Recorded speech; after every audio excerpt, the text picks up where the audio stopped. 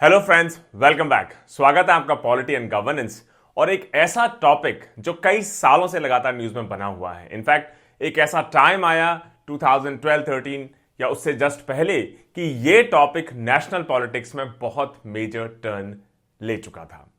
आज हम बात करेंगे हाल ही में केरला का जो प्रपोजल है कि लोकायुक्त की जो पावर्स हैं उनको कम कर दिया जाए, लिमिट कर दिया जाए। उसके साथ ही साथ लोकायुक्त एक्ट और लोकायुक्त की पोजीशन, लोकायुक्त के साथ साथ जो बेसिकली लोकपाल एक्ट रहा, उसके बारे में भी एक डिटेल्ड डिस्कशन हो जाए। सबसे पहले तो टॉपिक न्यूज में क्यों बना रहा, हाल ही में केरला गवर्नमेंट ने प्रपोज किया है कि जो केरला लोक आयुक्त एक्ट है उसको अमेंड किया जाए और उसको अमेंड एक ऑर्डिनेंस के थ्रू किया जाए। और इस वजह से यह मूव जो केरला गवर्नमेंट का है कि लोकायुक्त एक्ट को अमेंड किया जाए ऑर्डिनेंस के थ्रू, जिसके थ्रू जो गवर्नमेंट है उसकी पावर्स को बढ़ाया जाए और लोकायुक्त की पावर्स को लिमिट किया जाए।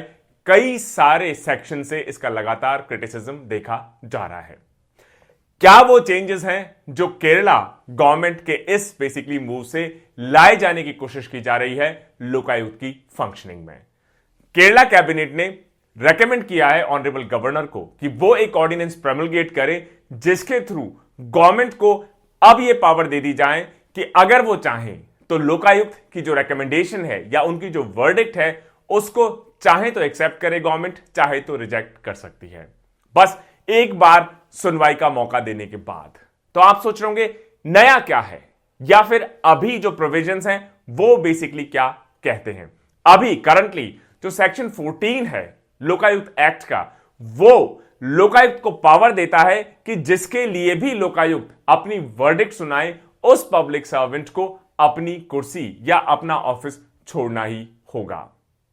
जो रीजन केरला गवर्नमेंट दे रही है इस पर्टिकुलर मूव के पीछे, उनका कहना है कि जो स्टेट के एडवोकेट जनरल हैं श्री के गोपाल कृष्णा, उन्होंने अपनी ओपिनियन में इस अमेंडमेंट को कि गवर्नमेंट के पास ये ऑप्शन हो कि वो चाहे तो लोकायुक्त के वर्डिक्ट को एक्सेप्ट करें और गवर्नमेंट चाहे तो उसको रिजेक्ट करे या ना माने, इसके लिए इन्होंने हरी झंडी दे दी है। लेकिन कई लोगों का यह भी कहना है कि यह एक्चुअली जो मूव है केरला गवर्नमेंट का, जिसकी बहुत क्रिटिसिज्म भी देखी जा रही है, शायद यह फॉल आउट है सुप्रीम कोर्ट के एक मेजर जजमेंट का।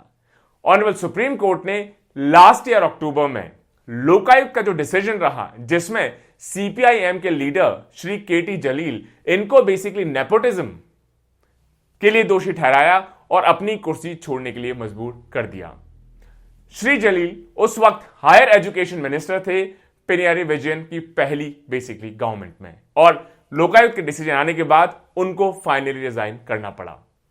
जो लोकायुक्त है आज की डेट में भी एक केस श्री विजयन के खिलाफ और दूसरा केस जो हायर एजुकेशन मिनिस्टर हैं श्री आर बिंदु, उनके खिलाफ इन्वेस्टिगेट कर रहे हैं। तो कई लोगों का यह भी कहना है इन इन्वेस्टिगेशंस की वजह से या इन फॉलआउट्स की वजह से या सुप्रीम कोर्ट के डिक्लाइन की वजह से कि लोकायुक्त की जो वर्डिक्ट है उसको माना जाए और उनको रिजाइन करना होगा, ऑफिस छोड़ना होगा, ऐसी सिचुएशन दोबारा ना आ जाए या लोकायुक्त इतना पावरफुल ना रहे, उसको डाइल्यूट करने की डायरेक्शन में हो सकता है ये ऑर्डिनेंस लाने की पूरी कवायद हो। अब थोड़ा समझा जाए बैकग्राउंड में हिस्ट्री को लोकायुक्त एक्ट की। जो central Lokpal and Lokayukta act 2013 है, इसको कब नोटिफाई किया गया? इसको नोटिफाई किया जनवरी 1 2014 में, और उस वक्त कई सालों की एजिटेशन अलग अलग बेसिकली क्वार्टर से, बहुत सारे सेक्शन से कि किस तरीके से इंडिया में एक बहुत स्ट्रॉन्ग एंटी करप्शन लॉ आना चाहिए, एंटी करप्शन बॉडी बननी चाहिए ताकि पब्लिक लाइफ में जो करप्शन है इसको बेसिकली कम किया जा सके, खत्म किया जा सके। उस जद्दोजहद के बाद finally central Lokpal and Lokayukta act 2013 को पास किया गया और जनवरी 1 2014 में इसको नोटिफाई किया गया। जो एक्ट है यह प्रोवाइड करता है कि एक लोकपाल बेसिकली स्टैब्लिश किया जाएगा सेंटर में, और उसमें उसके जो हेड होंगे वो एक चेयरपर्सन होंगे, और चेयरपर्सन की जो क्वालिफिकेशन होगी वो या तो चीफ जस्टिस ऑफ इंडिया हो या पहले चीफ जस्टिस ऑफ इंडिया रहे हो या फिर ऑनरेबल सुप्रीम कोर्ट के जज हों या पहले बेसिकली ऑनरेबल सुप्रीम कोर्ट के जज रहे हों या फिर ऐसे एमिनेंट पर्सन हो जो एलिजिबिलिटी क्राइटेरिया लेआउट की जाए उसको फुलफिल करते हों। तो ये तो बात होगी चेयरपर्सन की, लेकिन चेयरपर्सन के अलावा इसके मेंबर्स भी होंगे, और जिसमें कहा गया कि वो मेंबर्स 8 से ज्यादा नहीं होंगे, not exceeding A total of 8, और इन 8 मेंबर्स में से 50% जुडिशियल मेंबर्स होंगे, साथ ही साथ 50% से कम एससीज, एसटीज और ओबीसीज, माइनॉरिटीज और विमेन नहीं होने चाहिए। 50% से आप ज्यादा चाहें तो बेसिकली हो सकते हैं। जो लोकपाल और लोकायुक्त हैं, इनका मेन ऑब्जेक्टिव पर्पस या इनका जॉब या इनका मैंडेट रहेगा कि जो भी कंप्लेंट्स हो पब्लिक सर्वेंट्स के अगेंस्ट, उनको ये इन्वेस्टिगेट करें। और पब्लिक सर्वेंट्स की डेफिनेशन में खुद लोकपाल के चेयरमैन और उसके मेंबर्स को भी इंक्लूड किया गया है, एक्सक्लूड किया गया है, इंक्लूड किया गया है। मतलब अगर लोकपाल के चेयरमैन के अगेंस्ट या मेंबर्स के अगेंस्ट भी कोई कंप्लेंट करता है तो लोकपाल उसको इन्वेस्टिगेट करेगा ही करेगा। और इस बिल के पास होने के बाद सोचिए 2013 में बिल पास हुआ, 2014 में नोटिफाई हो गया, लेकिन फाइनली लोकपाल पहली बार कब अपॉइंट किया गया? मार्च 2019 में। और मार्च 2020 जब रूल्स इसके फ्रेम कर दिए गए, उसके बाद से लोकपाल लगातार अपना फंक्शन करना शुरू कर चुके हैं। अभी करंट लोकपाल कौन है? जो लोकपाल हैं अभी, वो former Supreme Court justice Shri Pinaki Chandra Ghosh ji हैं। और अगर आप लोकपाल के ऑफिशियल वेबसाइट को देखें तो स्टैटिस्टिक्स के हिसाब से लोकपाल के पास जो कंप्लेंट्स आ रही हैं लगातार घटती ही चली जा रही हैं। इनफैक्ट अगर आप कुछ नंबर्स देखें तो 2019-20 जब लोकपाल को स्टैब्लिश किया गया या फंक्शन करना शुरू किया, तब रफली 1427 कंप्लेंट्स टोटल बेसिकली मिली लोकपाल को। लेकिन वही 2020-21 में गिर के सिर्फ 110, ओनली 110 कंप्लेंट्स, और पूरे 2021-22 में सिर्फ 30 कंप्लेंट्स। बहुत बेसिकली मैं कहूंगा एनकरेजिंग ट्रेंड दिखाई नहीं देता है। बहुत मेहनत के बाद, लोगों के डिमांड के बाद, एजिटेशंस के बाद फाइनली बिल को पास किया गया। लेकिन जिस तरीके का रिस्पांस या जिस तरीके का ट्रस्ट हो सकता है लोग लोकपाल में अपना बेसिकली रख रहे हों, बहुत ज्यादा एनकरेजिंग उसके नंबर्स नहीं दिखाई देते हैं। यह भी एक इशू रहा कि रूल्स फ्रेम करने में इतना ज्यादा टाइम लग गया, जिसकी वजह से लोकपाल के जो एक जुडिशियल मेंबर्स हैं, justice retired Shri Dilip B Bhosale, उन्होंने रिजाइन भी कर दिया कि 2013 का बिल 14 में नोटिफाई, फिर अगले 5-6 साल बहुत कुछ नहीं हुआ, ऐसे ही बेसिकली निकल गए। और जब लोकपाल बना भी तो इतनी कम कंप्लेंट्स, और शायद बहुत ही कम कंप्लेंट्स होंगी जिसमें कोई इफेक्टिव एक्शन लोकपाल द्वारा लिया गया हो। यह तो बात रही सेंटर की, लेकिन यह लॉ स्टेट्स में कैसे काम करता है? तो जैसे सेंट्रल लोकपाल होता है, स्टेट्स में उसका बेसिकली काउंटर पार्ट या उसके स्टेट इक्विवेलेंट्स होते हैं लोकायुक्त। और जो सेक्शन 63 है लोकपाल एंड लोकायुक्त एक्ट 2013 का, वो बेसिकली कहता है कि हर स्टेट में एक बॉडी स्टैब्लिश करनी पड़ेगी स्टेट्स को, जिसका नाम होगा लोकायुक्त फॉर द स्टेट। और अगर अभी तक उसको स्टैब्लिश नहीं किया गया है, कॉन्स्टिट्यूट नहीं किया गया है, अपॉइंट नहीं किया गया है स्टेट लेजिस्लेचर द्वारा, तो स्टेट लेजिस्लेचर अब ऐसी कंप्लेंट्स जो कि करप्शन से रिलेटेड हो पब्लिक फंक्शनरीज के अगेंस्ट, 1 साल के अंदर इस लॉ के फोर्स में आने के बाद अपना स्टेट का लोकायुक्त वो बेसिकली अपॉइंट करेंगे। ओरिजिनली जो सेंट्रल लेजिस्लेशन था, इसका बेसिकली विजन था कि लोकायुक्त हर स्टेट में एक मैंडेटरी प्रोविजन होना चाहिए, मतलब हर स्टेट को लोकायुक्त अपॉइंट करना ही होगा। लेकिन उसका कई सारी रीजनल पार्टीज और नेशनल पार्टीज, इन्होंने इस मूव को अपोज किया और उन्होंने कहा कि ये जो फेडरलिज्म है इसकी स्पिरिट के अगेंस्ट है। इसका मतलब ये डिसीजन स्टेट्स के ऊपर छोड़ देना चाहिए, रादर देन कि सेंट्रल लॉ डिक्टेट करे कि स्टेट्स को क्या करना होगा। अल्टीमेटली जो लॉ बना 2013 का, वो सिर्फ एक फ्रेमवर्क बेसिकली लॉ बनाया गया और स्टेट्स के ऊपर छोड़ दिया गया कि उसकी डिटेल्स, उसके स्पेसिफिक्स, कैसे आप अपॉइंट करेंगे, कैसे आप रिमूव करेंगे, क्या एग्जैक्ट उसकी पावर्स होंगी, क्या उसके विंग्स होंगे, फंक्शंस होंगे, ये स्टेट्स के ऊपर छोड़ दिया गया। अच्छा, कौन कौन से स्टेट्स हैं जिसमें ऑलरेडी लोकायुक्त अभी है इंडिया में? जब 2013 का एक्ट बेसिकली इन्फोर्स हुआ तो कई सारे स्टेट्स, खासतौर से मध्य प्रदेश और कर्नाटक में पहले से ही लोकायुक्त फंक्शन कर रहे थे। और इनफैक्ट कई एक्टिव लोकायुक्त में से माने जाते थे मध्य प्रदेश और कर्नाटक के लोकायुक्त। और जब लॉ इनेक्ट हुआ उसके बाद ऑनरेबल सुप्रीम कोर्ट के इंटरवेंशन के बाद ज्यादातर स्टेट्स जिन्होंने थोड़ा डिले किया होगा शायद लोकायुक्त अपॉइंट करने में, उन्होंने भी धीरे धीरे करके लोकायुक्त को अपॉइंट करना शुरू कर दिया। इनफैक्ट 2018 में ऑनरेबल सुप्रीम कोर्ट ने अपना कंसर्न एक्सप्रेस किया कि कई सारे स्टेट्स जैसे जम्मू एंड कश्मीर हो, मणिपुर हो, मेघालय हो, मिजोरम हो, नागालैंड हो, पुडुचेरी हो, तमिलनाडु हो, तेलंगाना हो, त्रिपुरा हो, वेस्ट बंगाल हो, अरुणाचल प्रदेश हो, इन्होंने अभी तक क्यों लोकायुक्त या उप लोकायुक्त अपॉइंट नहीं किए। और उन्होंने कहा चीफ सेक्रेटरी से कि आपने क्या स्टेप्स लिए हैं इनके अपॉइंटमेंट के लिए, किस स्टेज पे इनका अपॉइंटमेंट है, यह हमें जल्दी से बताएं। और उसके बाद स्टेट्स ने ऑनरेबल सुप्रीम कोर्ट के इस ऑर्डर या ऑब्जर्वेशन को ऑनर करते हुए अपने अपने स्टेट्स में लोकायुक्त और उप लोकायुक्त को अपॉइंट करना शुरू कर दिया।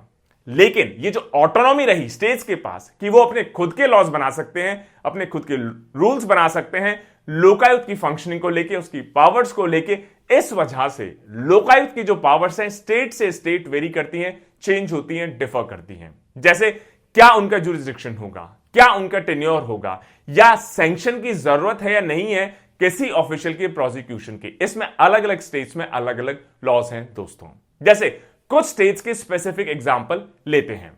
नागालैंड में 3 अगस्त 2021 में नागालैंड ने एक बिल पास किया, एक लॉ पास किया जिसने स्टेट गवर्नमेंट को बेसिकली पावर दी कि अगर वो चाहें तो लोकायुक्त की पोजीशन को 1 साल के लिए वेकेंट रख सकते हैं, खाली रख सकते हैं।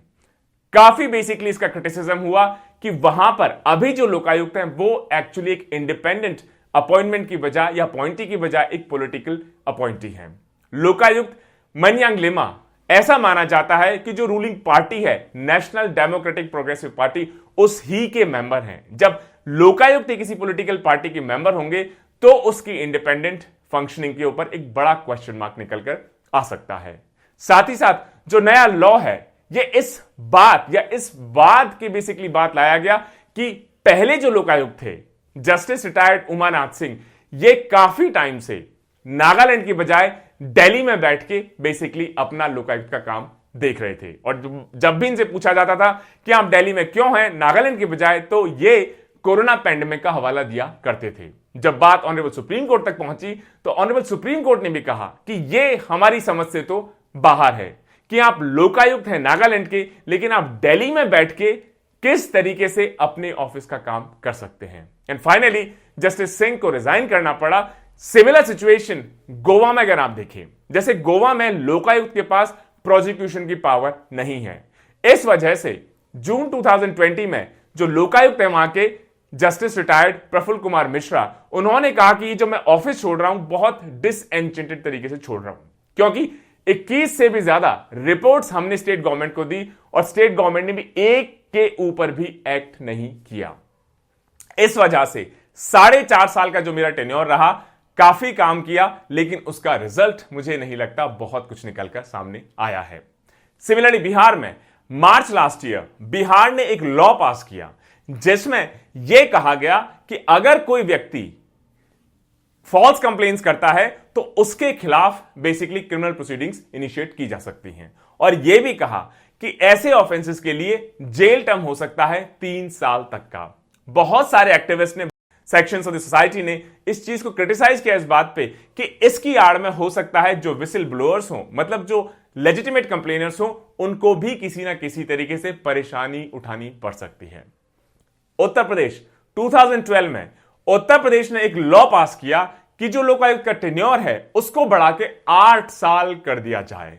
और तब के Lokayukta justice retired Shri NK. Mehrotra, जो मार्च 2006 में अपॉइंट हुए थे, उनको और 2 साल का एक्सटेंशन बेसिकली दे दिया गया।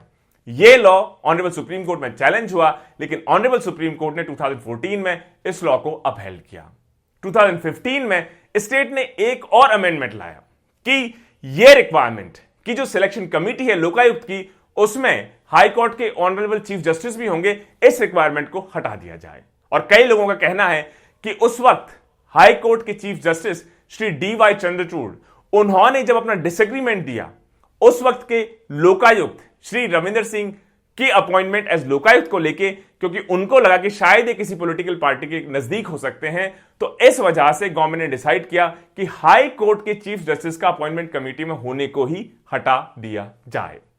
तो दोस्तों, अलग अलग स्टेट्स, अलग अलग रूल्स, और ये 2013 का जो बेसिकली लॉ है, इसमें जो ये फ्लेक्सिबिलिटी दी गई कोऑपरेटिव फेडरलिज्म या federal structure of basically India के नाम पर, उसकी वजह से कई बार यह क्रिटिसिज्म निकल के आता है कि state to state mandate different है, state to state tenure different है, सिलेक्शन कमिटीज डिफरेंट है, रिमूवल का प्रोसेस डिफरेंट है, प्रोसिक्यूशन आप कर सकते हैं नहीं कर सकते हैं। और अगर आप सेंट्रल लोकपाल का स्टैटिस्टिक्स देख लें तो एक साल में सिर्फ 30 कंप्लेंट्स आना for a country like India. शायद ही आपने कभी न्यूज में सुना होगा कि लोकपाल ने कोई बहुत इंपॉर्टेंट बेसिकली केस डिसाइड किया हो, जजमेंट दिया हो या किसी पब्लिक सर्वेंट के खिलाफ एक्शन लिया हो। तो कई लोगों का कहना है कि इतनी मेहनत एजिटेशन के बाद जो बेसिकली बिल पास हुआ और जो अब फंक्शन कर रहा है वो हो सकता है कहीं ना कहीं लोगों की जो उम्मीद रही पूरे इंस्टीट्यूशन से उस पर बिल्कुल खरा ना उतरता हो। तो कहीं ना कहीं लोगों की डिमांड है कि मेजर रिफॉर्म्स की जरूरत है इस पूरे इंस्टीट्यूशन में, चाहे वो सेंट्रल लोकपाल हो या स्टेट के लोकायुक्त हो, ताकि लोगों में ट्रस्ट आ सके कि ये इंडिपेंडेंट इंस्टीट्यूशन है। अगर पब्लिक सर्वेंट के करप्शन एटसेट्रा के बारे में आप कंप्लेन करेंगे तो एक्चुअली वहां पर प्रॉपर इन्वेस्टिगेशन के बाद प्रॉपर एक्शन होगा, तभी पब्लिक लाइफ में करप्शन, पब्लिक सर्वेंट के करप्शन एटसेट्रा पे लगाम लगाई जा सकेगी। Stay tuned. जय हिंद, जय भारत।